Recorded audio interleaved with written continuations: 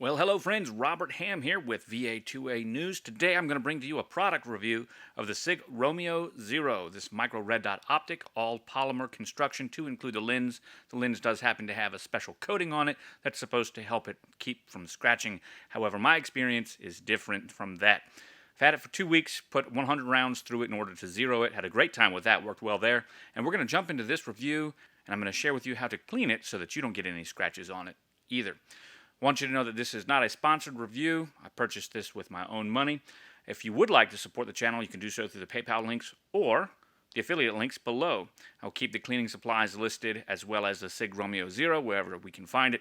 So with that out of the way, let's jump right into it. So I've got the Sig Romeo Zero mounted on top of my Shield 9. It's a Performance Center edition with the ported barrel and vented slide. It's also got the Shield footprint, as in the RMS or SMS Shield footprint. I had some concerns when I picked it up. Now, when I went to replace my SMS Shield, the one that came with the Performance Center Shield 9 that I purchased, I was specifically looking for something that did not have a plastic optic because it just doesn't hold up very well in my experience. That might differ from you, and some of these cleaning tips at the end can help you there, but from my experience, it just didn't hold up very well. Well, what I found out was that the optic I wanted to use, which was the Holosun 407K, has a modified Shield footprint, which my Shield 9 just does not have. So maybe when winter comes around, I'll send it to the gunsmith and have the footprint of the Shield 9 tooled so that it can accept the Holosun 407K. And maybe I'll get a nice little paint job put on it too. But for right now, we're rocking out with the Romeo Zero because that's the only additional optic that I found that would fit it. Now, in this time, optics are expensive. The Shield optic itself, if you were to buy the SMS replacement, you have to get the version 2. That's around $270 from the Shield website. You might be able to find it online for around $200. They are nowhere in stock in my area. However, the Sig Romeo Zero looks quite a bit nicer in my opinion and was advertised as having a silicone-coated polymer lens. And they say that because they want to advertise it as being more scratch resistant than just a polycarbonate lens. Now, originally, if you might think about a polycarbonate lens, hey, that's the same kind of material that's used in your glasses. And we wear glasses every day. So it's weight saving, shadow resistant, scratch resistant, and optically perfect, clear. So I didn't really have a problem or a bias against plastic until I started using it as an optic. Now, my suggestion would be very careful. If you're going to use a polymer optic, be very careful. And Sig is bundling the Romeo Zero with some of their pistols, such as the 365. What I found interesting was that I could not find any information online about how durable the Sig optic is, specifically in comparison to other Shield SMS products or RMS2 and RMSCs. And because of that, I was able to jump ahead without really knowing what was going on with the Sig Romeo Zero as far as a durability test.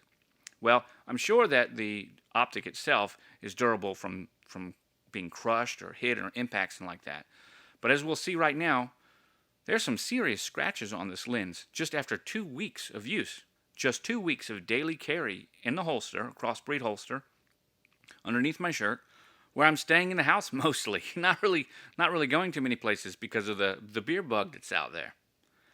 Now, I've gone to the range one time, and I went to the range in order to zero the optic after it was put on.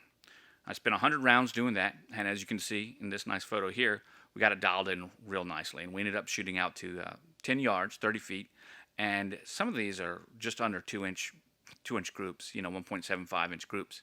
For reference, as you're looking at the picture, each dot is one inch dot. So the Sig did a great job there. I mean, it just did a wonderful job. It synced right up onto my Smith & Wesson and worked right out of the box. I had just a couple of adjustments to make before I was just hitting it hard and really enjoying the shooting experience. A couple things I like about it is that it is nice and a wide field of view in there. There's not a lot of things to really get in your way. It's not a lot of, like on the Holosuns, there's always a lot of aluminum in that housing around your optical window. Here, not so much, and it makes a big difference. However, I don't think it's a trade-off worth having because, as you can see, there are some serious scratches in the lens already. Now, I've cleaned the lens a total of 2 times. The first time that I cleaned it was after my shooting event in order to zero the optic. and then I cleaned it again just before making this video so that you guys could see it. Now, I noticed the scratches in it almost immediately after shooting, and I've noticed more scratches showed up within a week of that shooting event, so about a week ago. And then I thought about it, and I wrote Sig an email, and I have not heard back from them. And if I do hear back from them, I'll be happy to pin that comment down below, what they say to me. But I thought I would go ahead and share this information with you guys. So with that out of the way, what do you do to clean it? Well, you have to treat this thing very, very carefully. Now, I happen to have quite a bit of lenses for cameras and video equipment in my possession. So it's not like I'm willy-nilly just cleaning this thing with a t-shirt. I don't do that with any of my lenses. Heck, I don't even do that with any of my lens filters that I use, like neutral density filters and such. I've got all the beautiful cotton swabs that you need, but I actually don't use cotton. I use foam, a special kind of foam swab, which is like a microfiber kind of material, kind of a foamish microfiber. I've got lens cleaning solutions and isopropyl alcohol. I use a ramjet air blower, in order to blow debris off, as well as using a small brush, a very fine-haired brush, to brush any additional surface debris off that could be on the lens. And all of that is done. I do all of that. I blow the lens off with the ramjet, and I use the brush to brush off any excess prior to using the lens cleaner to actually soak the lens. And then before I clean the lens, while it's soaking, that's to loosen any hard debris that's there, I use several of my foam Q-tips in order to actually remove the liquid from the soaking and then allow it to almost air dry. I don't even really rub the lens left or right at all. I do use a rolling motion in order to remove some of that grease or any of that debris. But once again, that's the final part of my cleaning process. And then if anything, I might pat it dry with a 100% cotton towel or microfiber cloth that is new. I don't use an old one or just some kitchen towel. And there you have it. That's how you clean it. However, in doing that and following that exact procedure, that has resulted in what you see here.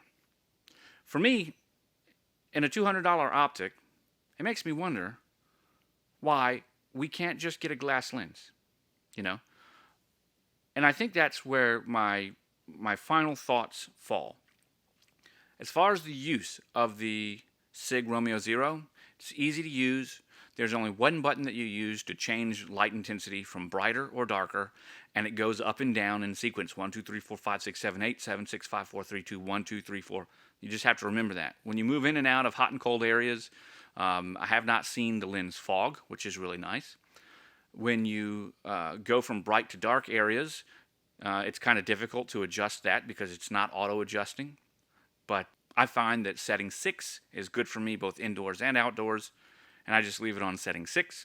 But I guess what I'm trying to say here is that in the overall use and build of the optic, I haven't had a problem with it. I've enjoyed it. I think it looks nice. The texturing matches. Sig made a much more striking looking device than Shield did with their SMS, especially the one that comes with the Performance Center Smith & Wesson Shield 9. But I think there's just some issues that are going on with the lens itself. For me to have this going on after 2 weeks, I think is a big problem for a $200 optic. And so for me, I don't see any result that's going to end up in having something better come about in the future. So what that means is, like I suggested earlier, when wintertime comes around and I switch back to the G19, the bang stick, I'm going to go ahead and have it sent out, the Shield sent out and milled, so that I can put one of these new Holosun 407Ks up there. And the problem with that is Holosun, I really wish they had just followed a standard footprint in the first place. It would have been great. I could have just hot swapped it and called it a day. But so far, the Sig Romeo Zero is going to sit on top of my Performance Center Shield, and we'll take it from there. Guys, I'm Rob with VA2A News. I'm reporting on your rights. I hope you like this special edition of this product review. If you like anything, use those links below, and I'll catch you on the flip side.